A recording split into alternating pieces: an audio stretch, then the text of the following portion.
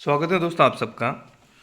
आज की इस वीडियो में हम बात करेंगे कक्षा 11 के अध्याय 3 की चुनाव और प्रतिनिधित्व के बारे में। और इस लेसन के totally 60 one liner question answers हैं, उनके बारे में बात करेंगे।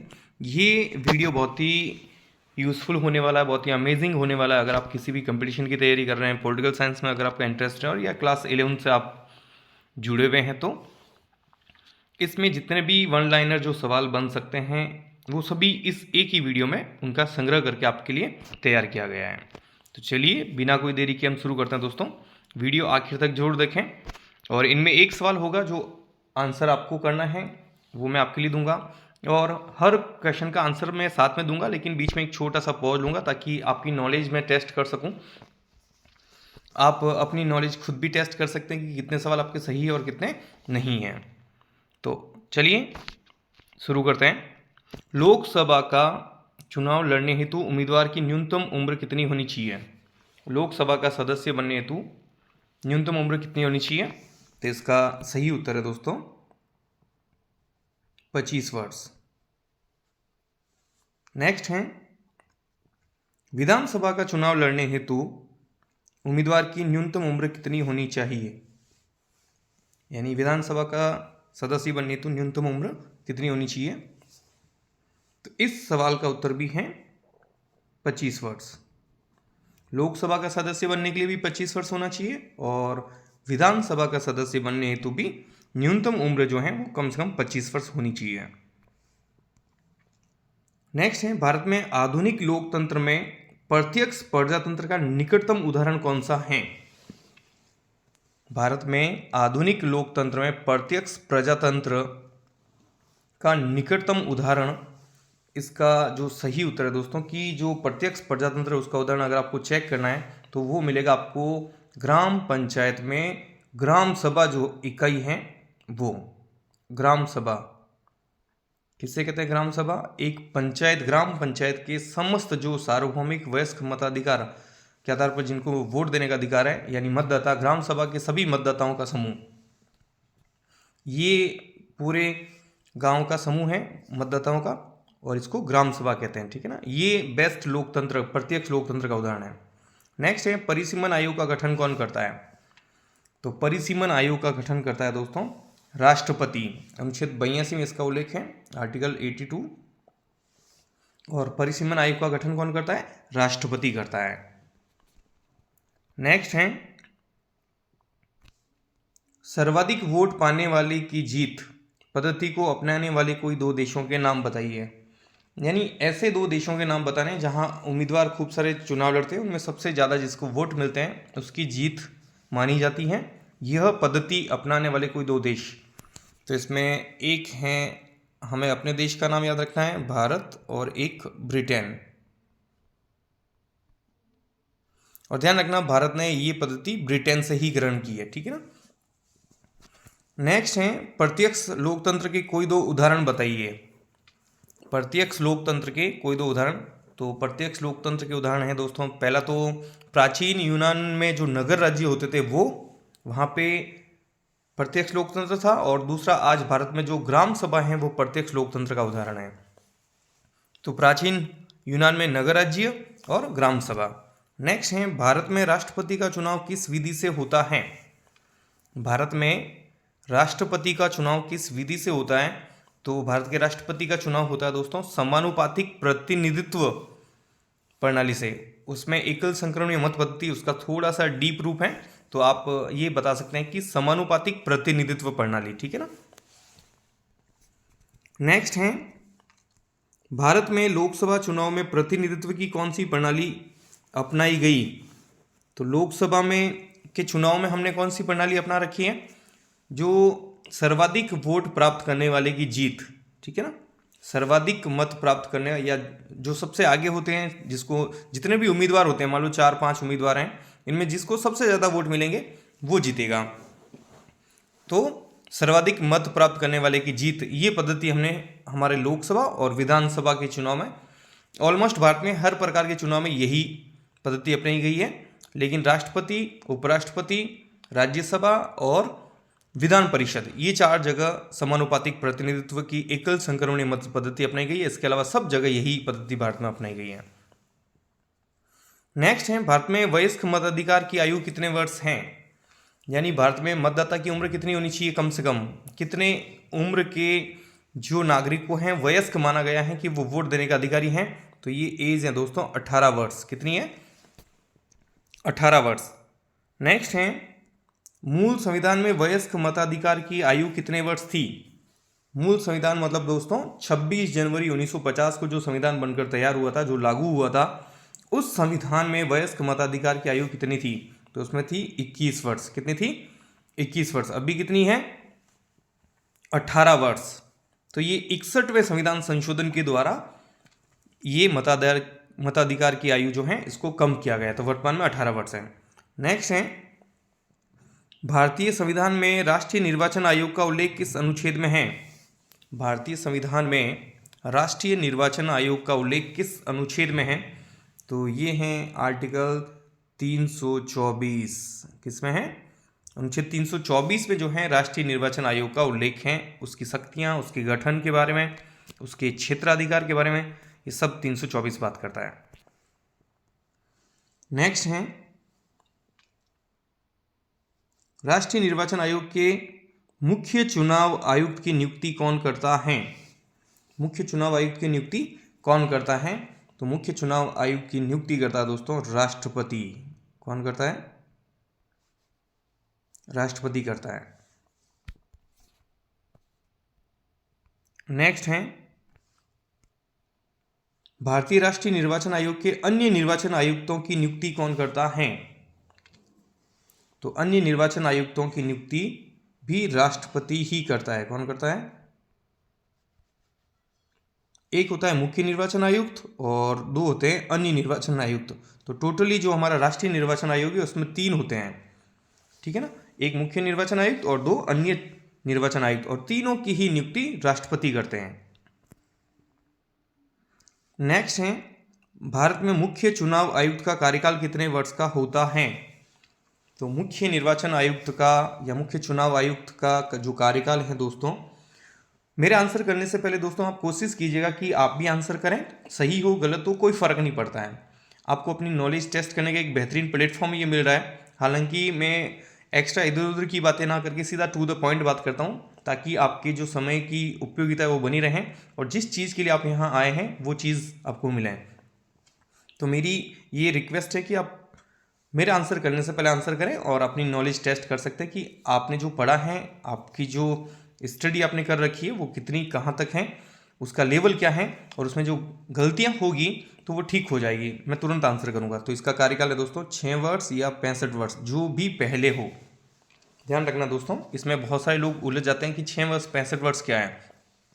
मान लीजिए कि कोई व्यक्ति है जो 62 वर्ष की एज में उसको मुख्य चुनाव आयुक्त बनाया गया, तब 62 वर्ष से वो शुरू करेगा कार्यकाल, तो पहले वो 65 वर्ष का हो जाएगा 3 साल बाद में ही, तो वो रिटायर हो जाएगा, उस पद से हट जाएगा। अब मान लो कोई व्यक्ति 50 साल की एज में वो मुख्य निर्वाचन आयुक्त बना, तो वो 65 वर्ष होने में तो अभी उसको 15 वर्ष लगेंगे, तो 15 वर्ष वो पद पे नहीं रहेगा। अब वो कितने पे रहेगा? 6 वर्ष तक। यानी 6 वर्ष या टोटल जो उसकी कुल जो आयु है 65 वर्ष को अगर क्रॉस कर जाती है, इन दोनों में से पहले क्या होता है? जो पहले होता है तब उसको अपना पद छोड़ना पड़ेगा, या तो 6 साल पूरा कर ले तो भी छोड़ना पड़ेगा, और 6 साल से पहले उसकी एज अगर 65 वर्ष हो जाती है तो भी उसको पद रिक्त करना पड़ेगा। तो कार्यकाल कितना हुआ? 6 वर्ष या 65 वर्ष में जो भी पहले हो। नेक्स्ट है, अन्य निर्वाचन आयुक्तों का कार्यकाल कितने वर्ष का होता है? तो बिल्कुल इसमें भी 6 वर्ष और 65 वर्ष, यानी ज़्यादा फर्क नहीं है।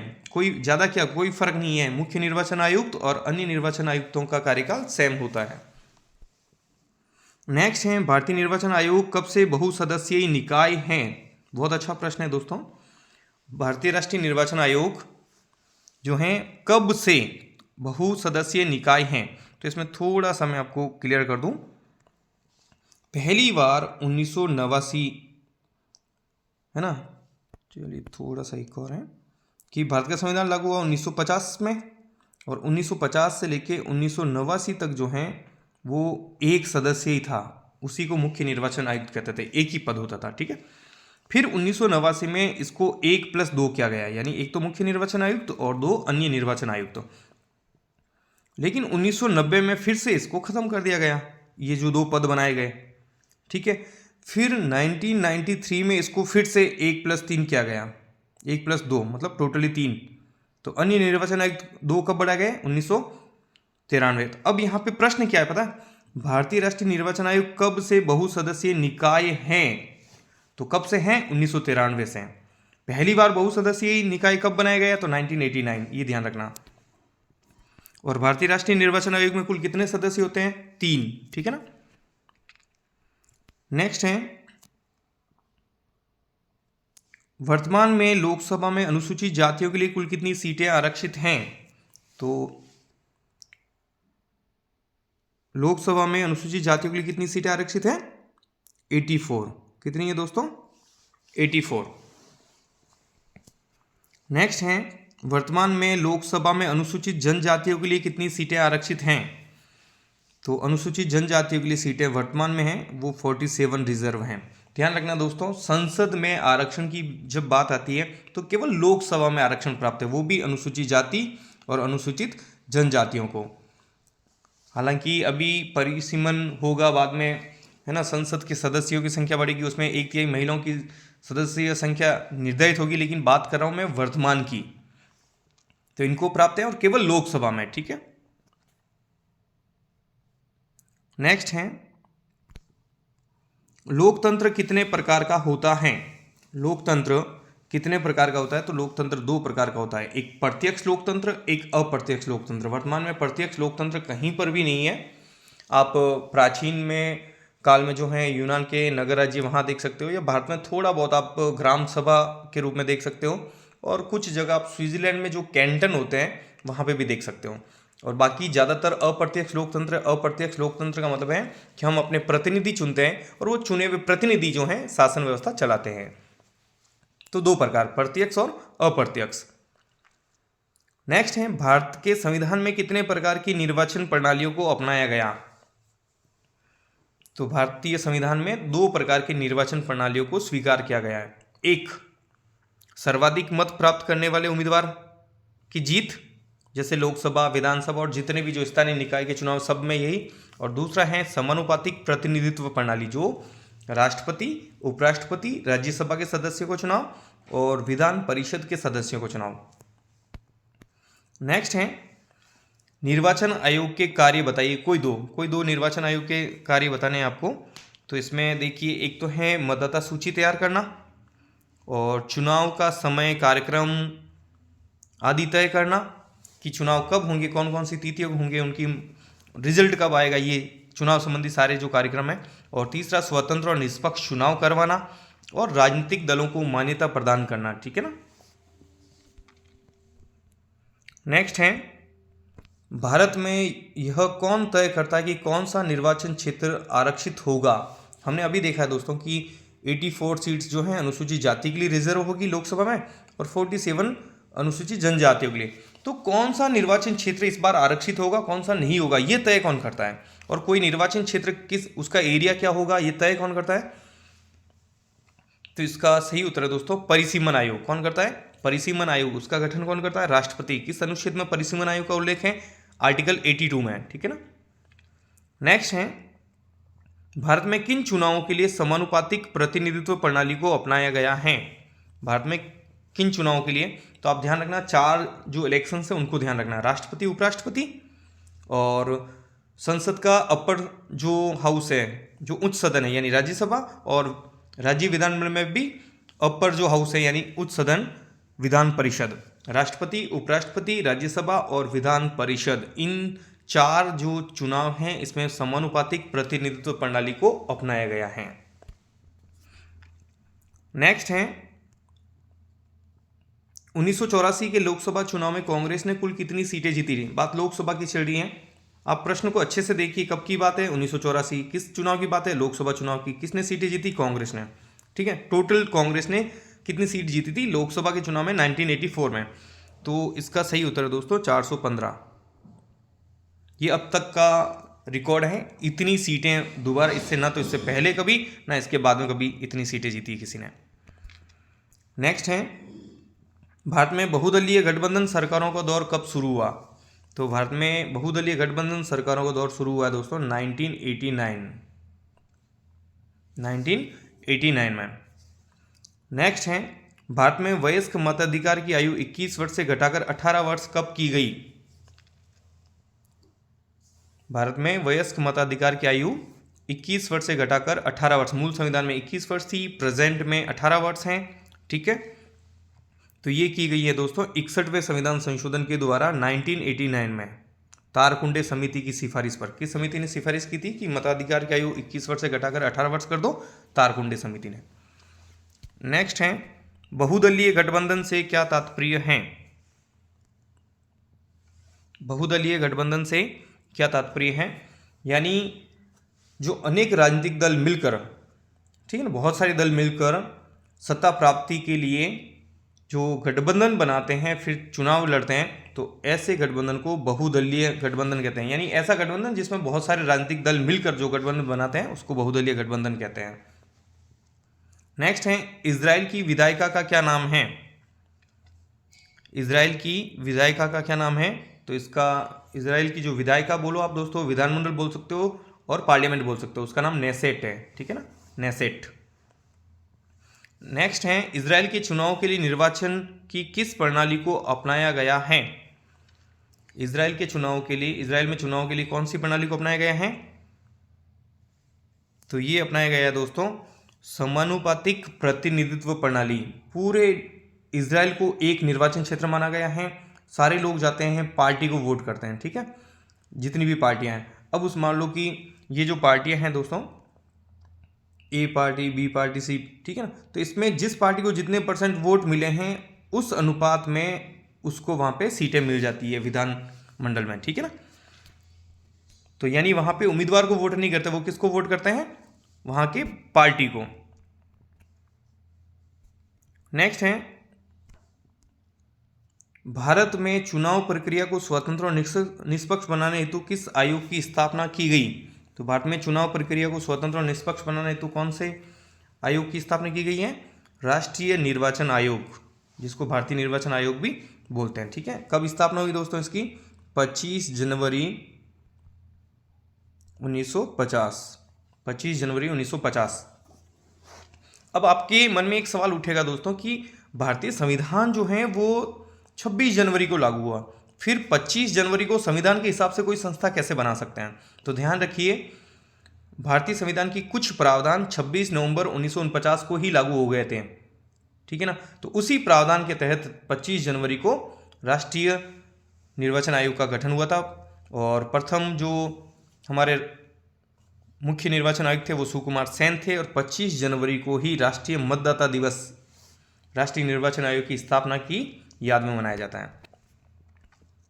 नेक्स्ट है, निर्वाचन आयोग की अध्यक्षता कौन करता है? तो निर्वाचन आयोग की अध्यक्षता करता है मुख्य निर्वाचन आयुक्त, है ना, मुख्य निर्वाचन आयुक्त, क्योंकि इसमें एक मुख्य निर्वाचन आयुक्त होता है, 2 अन्य निर्वाचन आयुक्त होता है।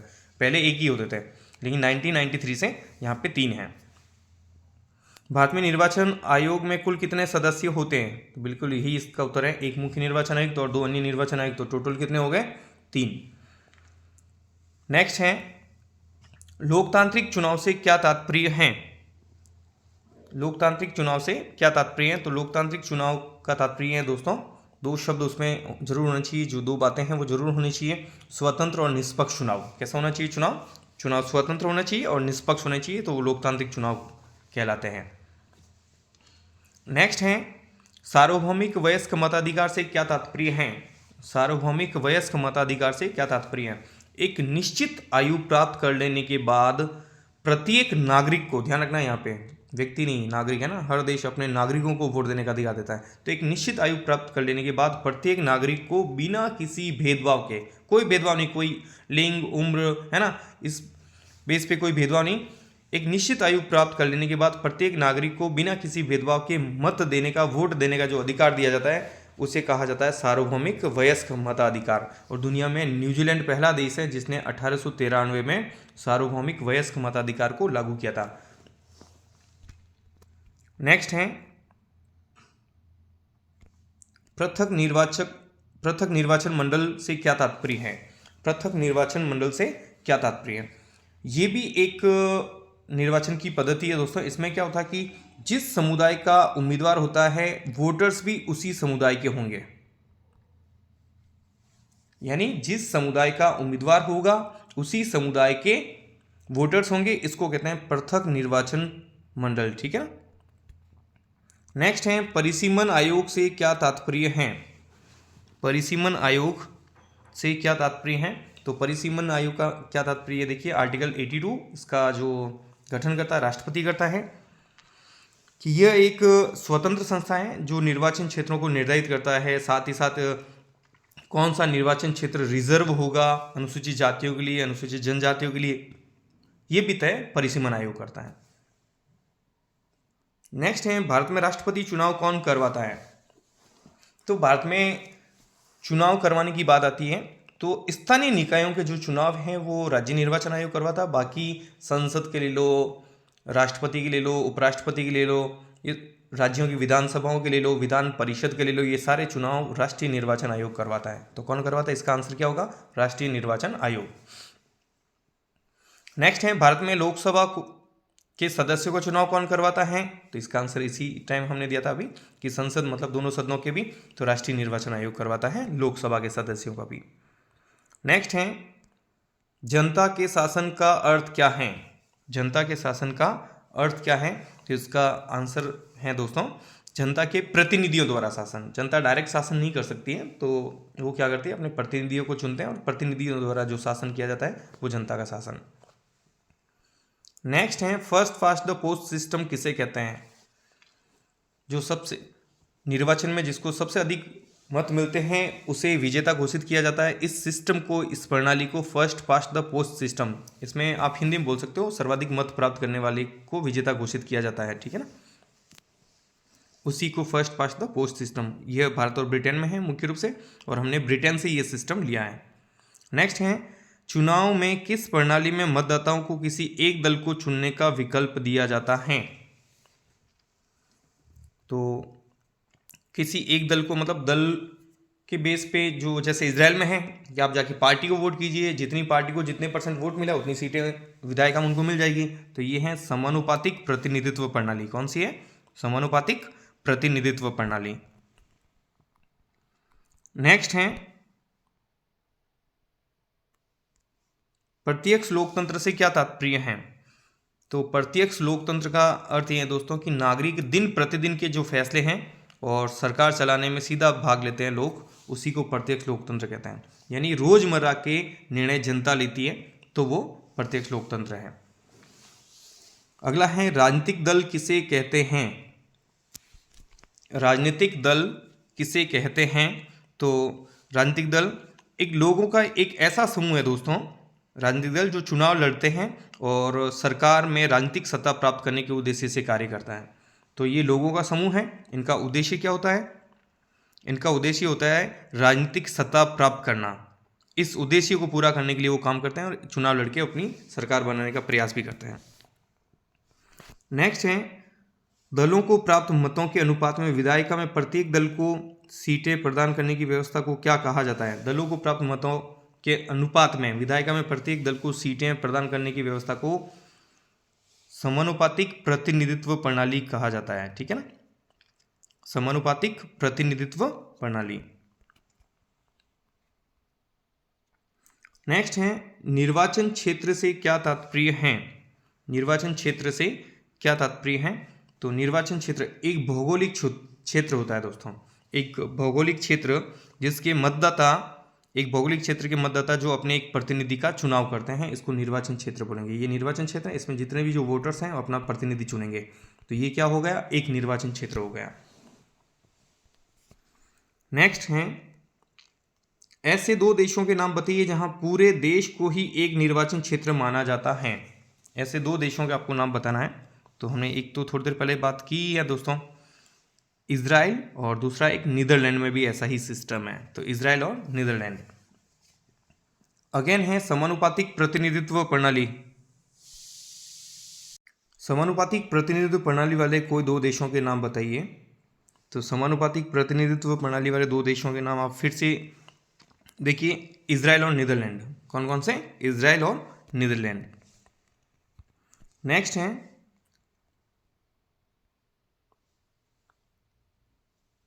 और इसके अलावा और भी आप जैसे कि अर्जेंटीना, पुर्तगाल ये भी हैं, इजराइल, नीदरलैंड, अर्जेंटीना, पुर्तगाल। नेक्स्ट है भारत के निर्वाचन आयोग की सहायता करने के लिए प्रत्येक राज्य में कौन सा पदाधिकारी होता है। बहुत अच्छा प्रश्न दोस्तों ये। भारत के निर्वाचन आयोग की सहायता करने के लिए प्रत्येक राज्य में कौन सा पदाधिकारी होता है, तो मुख्य निर्वाचन अधिकारी होता है। एक ही होता है वो पद, मुख्य निर्वाचन अधिकारी। तो आप बोलोगे सर राज्य में जो मुख्य चुनाव आयुक्त होता है, राज्य चुनाव आयुक्त, वो क्या करता है, वो राज्य निर्वाचन आयोग का सदस्य होता है, ठीक है ना। और राज्य निर्वाचन आयोग स्थानीय निकायों के चुनाव करवाता है, ठीक है ना। तो कौन सा पद होता है, एक मुख्य निर्वाचन अधिकारी। नेक्स्ट है विशेष बहुमत से क्या तात्पर्य है, थोड़ा सा मिस टाइप है ये तात्पर्य। तो विशेष बहुमत का तात्पर्य दोस्तों की उपस्थित और मतदान करने वाले सदस्यों का 2/3 होना चाहिए। टोटल कितने लोग हैं जब वोटिंग होती है उसका 2/3, और सदन की कुल सदस्य संख्या उसका साधारण बहुमत होना चाहिए। दोनों चीजें चाहिए उसमें, उपस्थित और वोट करने वालों का 2/3 यानी हर 3 में से 2 लोग, और टोटल की मेजोरिटी, कुल का बहुमत। नेक्स्ट है भारतीय दलीय प्रणाली की कोई एक विशेषता बताइए।